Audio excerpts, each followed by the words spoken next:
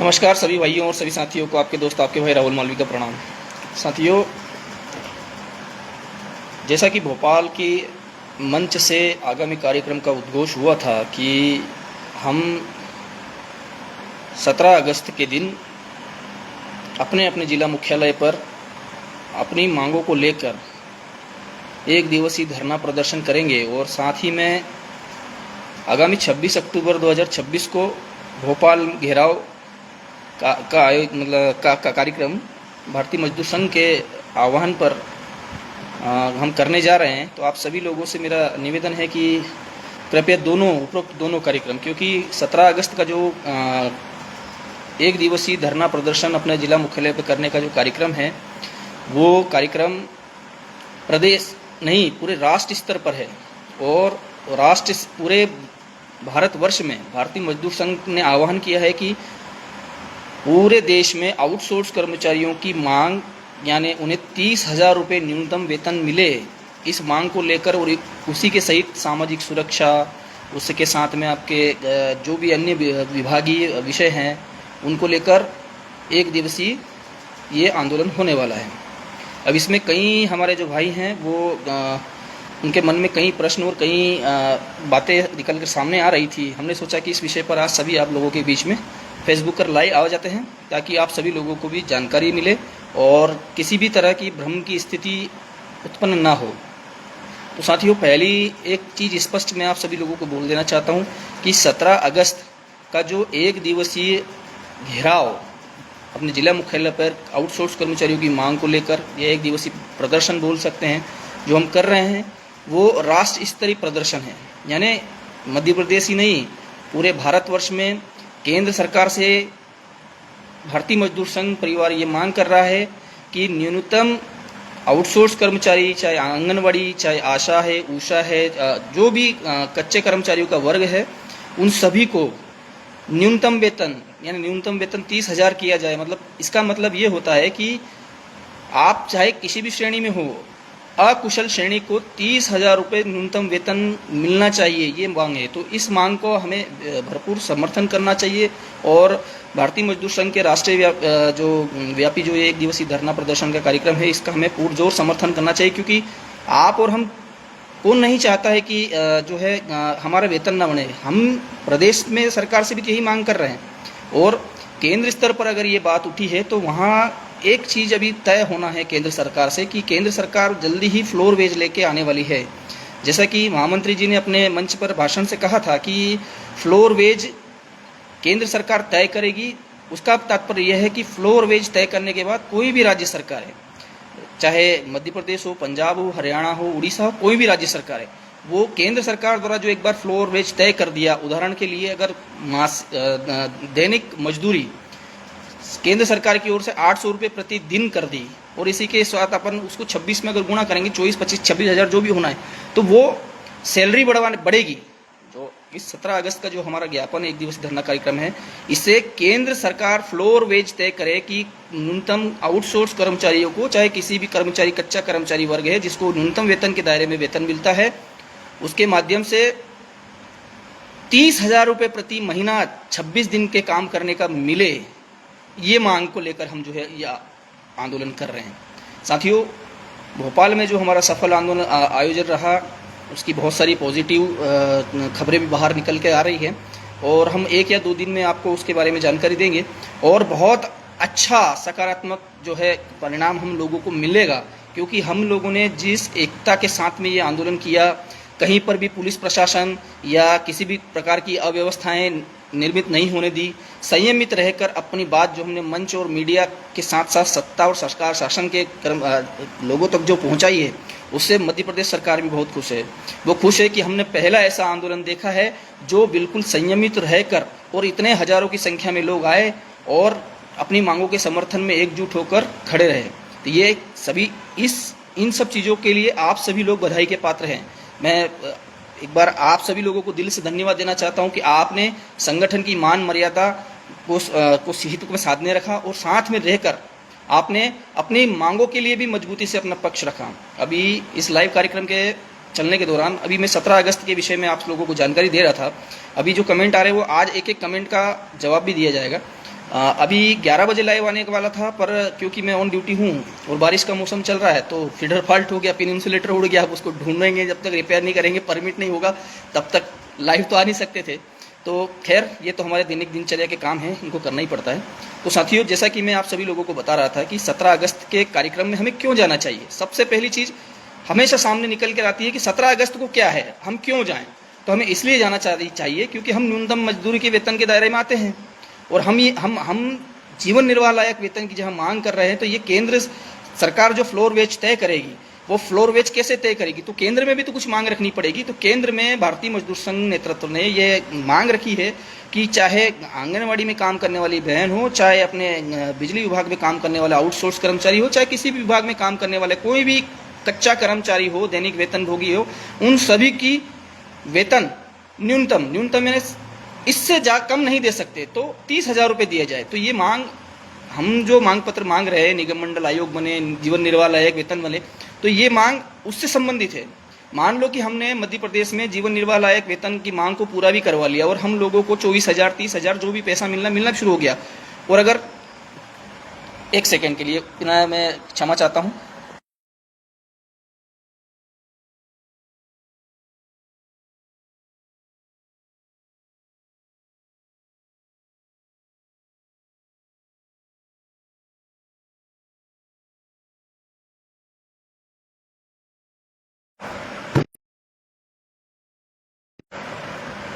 तो हम कहीं ना कहीं वापस अपनी विषय वस्तु से भटक गए थे। अभी फिर फोन आ गया था, फिर वो हमारा जो है इंटरप्ट हो गया कार्यक्रम। कोई बात नहीं, चलता है।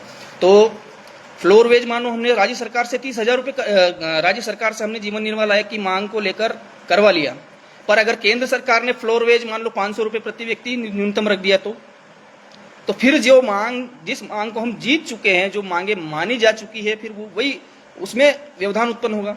तो मेरे साथियों, मेरा निवेदन है कि केंद्र सरकार जो फ्लोर वेज का जो बिल ला रही है, उसमें न्यूनतम वेतन 30,000 रुपये रखा जाए। उसके ऊपर जितना हम ले सकते हैं उसके लिए हम लड़ेंगे, पर न्यूनतम वेतन 30,000 रुपये मिले हम सब लोगों को। इसके लिए हमको 17 अगस्त के कार्यक्रम में पूर्ण रूप से समर्थित होकर सहभागिता निभानी है।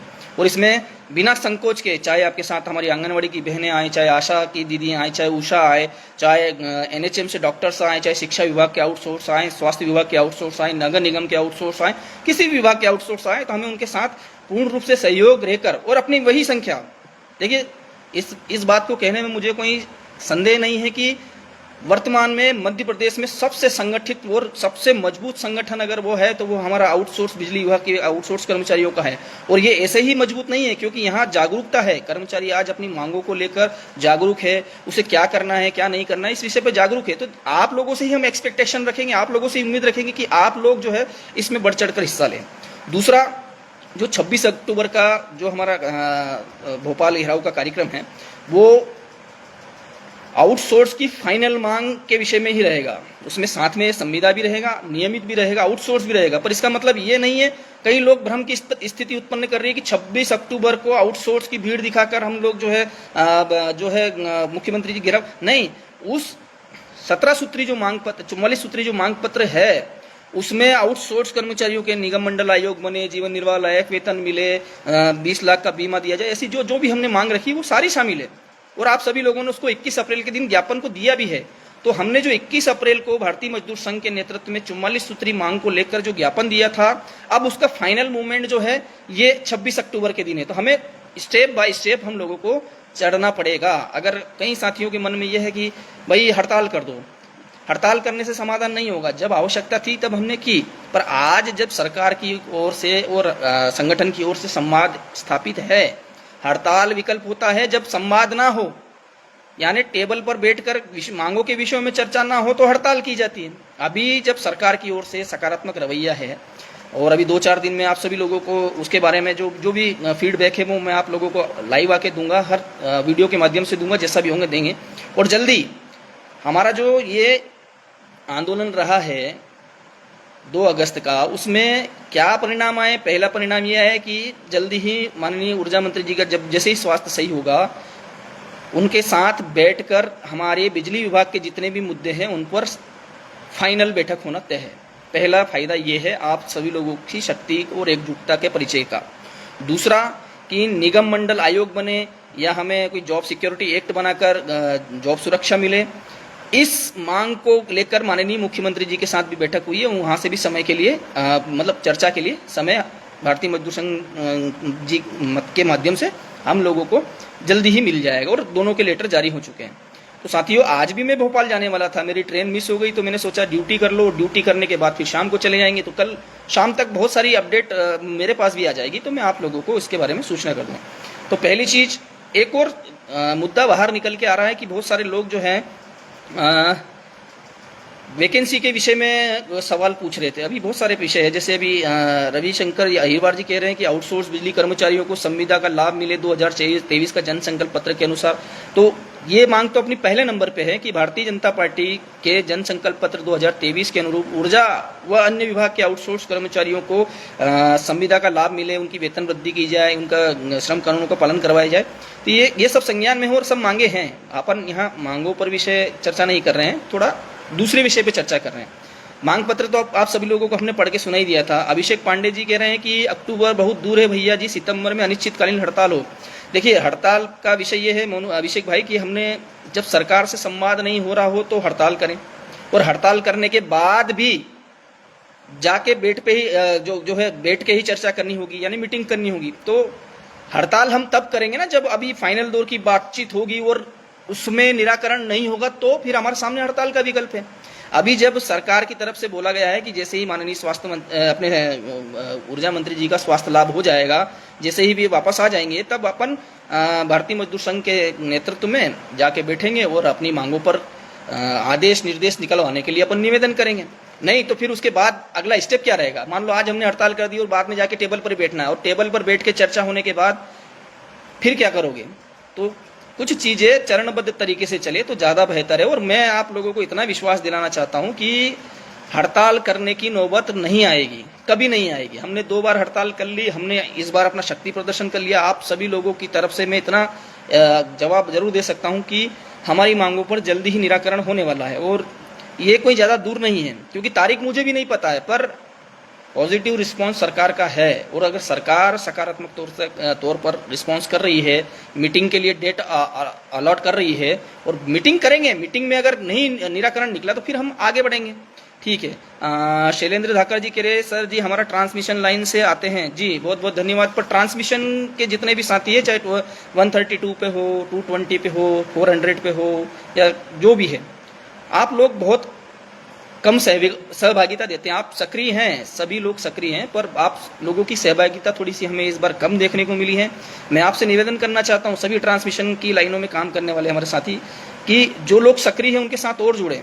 हम ये चाहते हैं कि जैसे मध्य क्षेत्र, पूर्व क्षेत्र, पश्चिम क्षेत्र में हम लोगों ने कार्यभार दे रखा है, तो हम ये चाहते हैं कि ट्रांसमिशन कंपनी में भी एक आउटसोर्स का नेतृत्व करने के लिए एक सशक्त व्यक्ति को हम नियुक्त करें, और इसके लिए हम प्रयासरत भी हैं और करने भी वाले हैं। किंतु अभी 2 अगस्त का कार्यक्रम जो हम लोगों ने किया है, वो आ जाने के कारण थोड़ा इसमें देरी हुई है। हमारा ये निवेदन है कि ट्रांसमिशन में जितने भी कंपनी में जितने भी आउटसोर्स के साथी काम कर रहे हो, चाहे वो ऑपरेटर भाई हो, चाहे मेंटेनेंस स्टाफ हो, चाहे हमारे सिक्योरिटी गार्ड हो, वो सब ट्रांसमिशन कंपनी के लिए एक अपना लीडर डेवलप करें। वो समझ रहे हैं कि आप हमें अपना लीडर मानते हैं, वो अच्छी बात है, किंतु एक कंपनी वार लीडर भी होना जरूरी है, ताकि संगठन और मजबूत रहे, ताकि आपकी जो ट्रांसमिशन क्षेत्र में जो काम करने वाले लोग हैं, जिनके साथ, क्योंकि छोटे छोटे सेक्शन में बटा हुआ है, कहीं जिले में 1 सब स्टेशन है, कहीं जिले में 4 हैं, कहीं जिले में नहीं है, वो स्थिति है। तो उनकी बुनियादी समस्याओं का निराकरण हो, उस विषय पर अपन आसानी से काम किया जा सकती है। अभी अपने किसने राम मालवी का मैसेज था, हाँ, यदि भर्ती आती है तो उस पर स्टे लाना चाहिए या नहीं, नहीं तो 30 अंक बोनस मिलना चाहिए। देखिए, सीधी बात है, हम यहाँ जॉब सुरक्षा मांग रहे हैं, और जॉब सुरक्षा मांग रहे हैं तो उदाहरण के लिए अगर मुझे 60 साल की सेवा सुरक्षा मिल गई और मैं बिजली कंपनी में काम करता हूँ, तो क्या आप सोचिए क्या भर्ती आ सकती है? क्योंकि स्टाफ तो फिर आपको मिल ही गया, फिर काम तो आपको उसी से कराना होगा। तो हमारा फोकस इस बात पे रहना चाहिए कि ये जो सेवा, जो हम जॉब सिक्योरिटी वाली जो लड़ाई लड़ रहे हैं, ये जल्दी से जल्दी पूर्ण हो। एक साथी ने बोला था कि भाई सितंबर में वैकेंसी आ रही है। भैया, सितंबर में वैकेंसी आएगी या नहीं आएगी ये भविष्य तय करेगा। वैकेंसी पूरे साल से आ रही थी, आज महामंत्री जी ने भरे मंच से आप सभी लोगों को इस बात का आश्वस्त किया था कि जो ओएस, जिस ओएस के कारण, संशोधन के कारण जो वैकेंसी डेवलप हुई, जो वैकेंसी बनी, जो 77,000 नवीन पद स्वीकृत हुए हैं और उन 50,000 पद जो है बने भर्ती के लिए, उनमें से 6,000 संविदा कर्मचारियों के रेगुलाइजेशन की होगी। अब हमारी बिजली कंपनी में यह है कि आज जैसे उदाहरण के लिए मैं सब स्टेशन ऑपरेटर हूं, तो सब स्टेशन ऑपरेटर अगर नियमित कर्मचारी अगर है तो वो लाइन परीक्षण सहायक होगा, परीक्षण सहायक होगा। तो परीक्षण सहायक जो होता है वो ग्रेड 3 में आता है, और यहाँ पर हम जो काम करते हैं हम ये 4th क्लास में आते हैं। तो माननीय जो भारतीय मजदूर संघ के महामंत्री जी है, उन्होंने मंच से ये कहा था कि ओएस में संशोधन कर, माने जो ओएस, जिस कारण ओएस में भर्ती डेवलप हुई है उस ओएस को फिर से एडिट करवाना है, उसमें क्लास 4th के पद बनवाना है। यानी जितने भी 35,000 पदों पे भर्ती हो रही है, इन 35,000 पदों को हम लोगों को क्लास 4th पदों में कन्वर्ट करना है।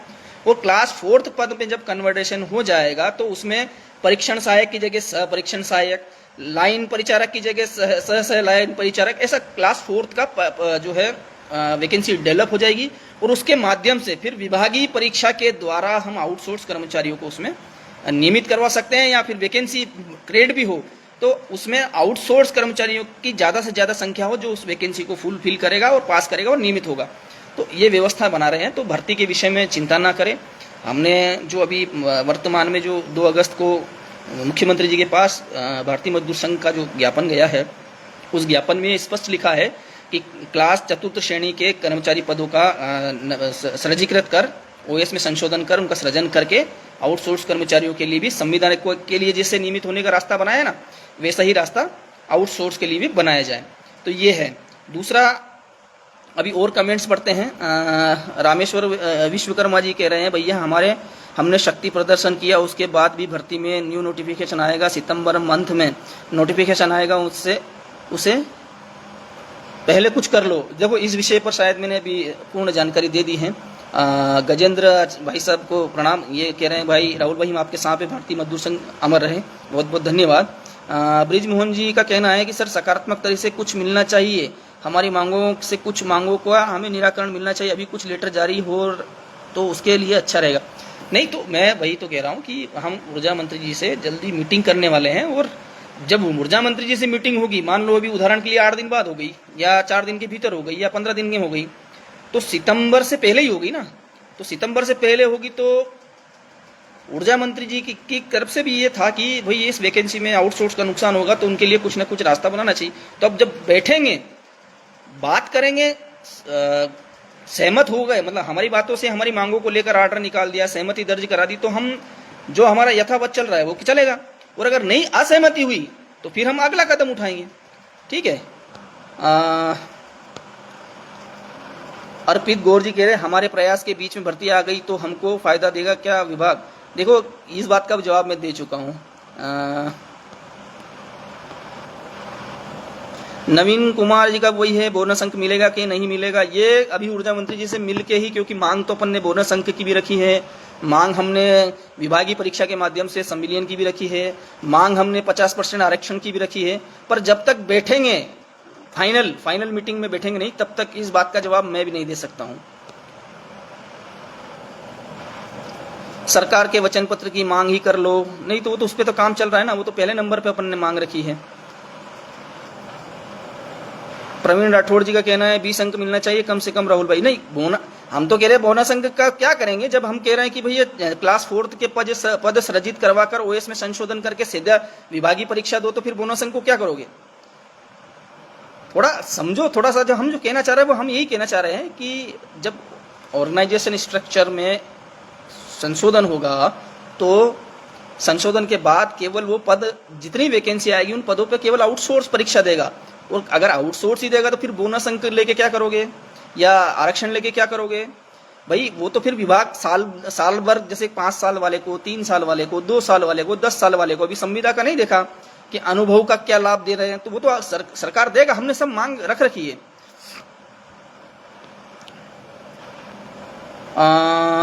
प्रवीण चौहान जी का कहना है कि CP-CT का जो लेटर आपने डाला था उसका क्लियर कर दो, बहुत से लोग कंफ्यूज है। देखिए, वो जो लेटर सीपीसीटी का आया था वो उन लोगों के लिए आया था जो अनुकंपा में नियुक्ति प्राप्त कर चुके हैं। अनुकंपा आश्रित जो लोग हैं, जैसे कि जिनके जो अनुकंपा के नियुक्ति आए थे और बाबू की पोस्ट के थे या शिक्षा विभाग में जो काम कर रहे थे, उनके लिए आया था कि भैया सीपीसीटी का अनिवार्यता उनके लिए समाप्त कर दी गई है। उसमें अभी आउटसोर्स का विषय नहीं है। अच्छा, ये जो सीपीसीटी की मांग है ये अपने विभाग में लागू है, अपने विभाग के आउटसोर्स को ये निकाल रहे हैं, ये या केपीओ को निकाल रहे हैं, कार्रवाई कर रहे हैं। तो उसमें अपन ने 31 दिसंबर तक एक्सटेंशन ले रखा है ना। भारतीय मजदूर संघ ने उसको चेंज करवा दिया था और 31 दिसंबर तक उसकी जो है डेडलाइन है। पर जैसे ही अपन ऊर्जा मंत्री के साथ बैठेंगे तो इस पे अनिवार्यता जो शब्द है, सीपीसीटी अनिवार्यता समाप्त किया नहीं, सीपीसीटी समाप्त करो भाई। जो नए आ रहे हैं, जो न्यू ज्वाइनिंग है, उनसे सीपीसीटी मांगो। जो आदमी ऑलरेडी आपके विभाग के पत्र बना रहा है, आपके विभागों के डाटा पंच कर रहा है, डाटा अपडेट कर रहा है, वरिष्ठ कार्यालयों को भेज रहा है, तो वो तो अपने आप में कार्य में दक्ष निपुण है। अब उससे सीपीसीटी करवा के क्या, अब उसको क्या वर्ल्ड चैंपियन तो बनाना नहीं है। तो जो नए लोग आ रहे हैं, अपन ऐसी व्यवस्था उसका विकल्प निकालेंगे कि जो नए लोग जो आ रहे हैं उनसे सीपीसीटी मांगा जाए। जो पुराने लोग हैं वो अपने कार्य में दक्ष हैं, उनसे सीपीसीटी की मांग की अनिवार्यता हमेशा हमेशा के लिए समाप्त कर दी जाए। ऐसी बात हम सब रखेंगे। और आप प्रवीण भाई, आप भी अगली बैठक में आप भी अपने साथ में ही रहेंगे, तो आप अपना पक्ष स्वयं भी मजबूती से माननीय ऊर्जा मंत्री के समक्ष रखिएगा। यू मालाकर जी कह रहे बिजली विभाग में आपको कितना समय हो गया? राहुल जी, जिनको ज्यादा समय हो गया उनके लिए भी कुछ बताओ। नहीं, वो वरिष्ठता का लाभ तो भाई एक मांग तो होती है, उसमें अपन ग्रेचुइटी की मांग कर रहे हैं कि जैसे मैं उदाहरण के लिए मैं 2013 से आउटसोर्स के रूप में बिजली विभाग में काम कर रहा हूँ। तो मुझे लगभग 13 साल हो गए काम करते करते। तो अब मैं ये चाहता हूँ, या आपकी भी जो मांग है वो यही है कि जो जितना पुराना है उसको वरिष्ठता का लाभ मिले। तो जो ग्रेचुइटी की हमने मांग की है, ग्रेचुइटी में 5 साल 10 साल के हिसाब से वेतन में अंतर होना चाहिए, ये अपन ने मांग बराबर रखी है। पंकज माली जी कहते हैं भारतीय मजदूर संघ अमर है, बहुत बहुत धन्यवाद पंकज जी। अरुण गुजरे जी कह रहे बहुत सही बोला दादा, बहुत बहुत धन्यवाद भाई। देखो, बहुत सारी मांगे हैं, बातें हैं और कमेंट्स भी बहुत सारी हैं, पर मुझे लगता है कि भर्ती के विषय की बात यहाँ क्लियर हो गई, सीपीसीटी के विषय की बात यहाँ क्लियर हो गई। 2 अगस्त के कार्यक्रम के कारण अभी बैठकें माननीय ऊर्जा मंत्री जी से और मुख्यमंत्री जी से प्रस्तावित है। जैसे ही ऊर्जा मंत्री जी स्वस्थ होकर आ जाएंगे, सारी मांगों पर बैठकर चर्चा करेंगे संगठन के पदाधिकारियों की मौजूदगी में। दूसरा, भर्ती आने वाली है, ये जो थोड़ा सा हो रहा है, तो उसमें अभी जब हम संगठित है, हम मजबूत है, तो जारी करने दो नोटिफिकेशन। संगठन हाईकोर्ट चला जाएगा, हाईकोर्ट नहीं सुनेगा सुप्रीम कोर्ट चले जाएंगे।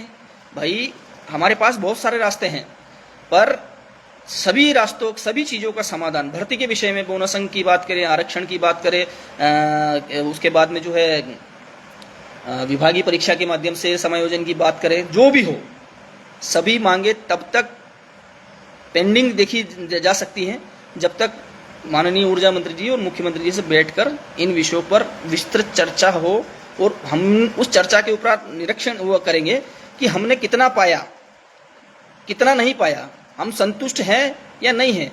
फिर हमारा आगे का जो चरणबद्ध आंदोलन अपन देंगे। पर हम ये कह रहे हैं कि परीक्षा को लेकर आप निश्चिंत रहें, आवश्यकता पड़ी तो सब कोर्ट जाएंगे, हाई कोर्ट जाएंगे, सुप्रीम कोर्ट जाएंगे, जहां जाना होगा वहां जाएंगे। पर ये भर्तियां बगैर आउटसोर्स को लाभ दिए पूर्ण नहीं होगी, इस बात का मैं आश्वासन आप सभी को देता हूं।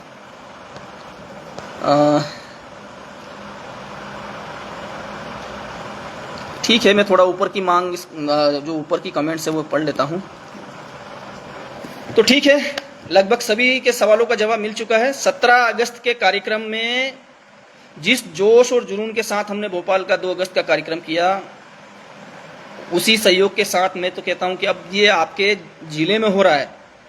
तो जो 2 अगस्त का कार्यक्रम था हमारा, उसने सिस्टम में धमाल मचा दिया है। तो वही एकता, एकजुटता और संगठित होकर 1 दिवसीय धरना प्रदर्शन भारतीय मजदूर संघ के विभाग प्रमुख या जिला मंत्री जी, जिनकी सूची हम फेसबुक पे डाल देंगे, व्हाट्सएप ग्रुपों में डाल देंगे, के नेतृत्व में हम लोगों को 1 दिवसीय धरना प्रदर्शन करना है। ये राष्ट्रव्यापी आंदोलन है।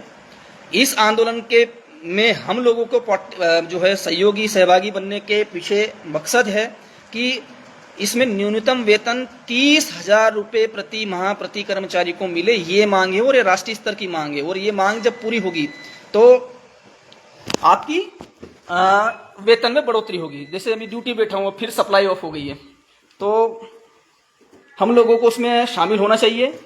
और दूसरा, अक्टूबर का जो हमारा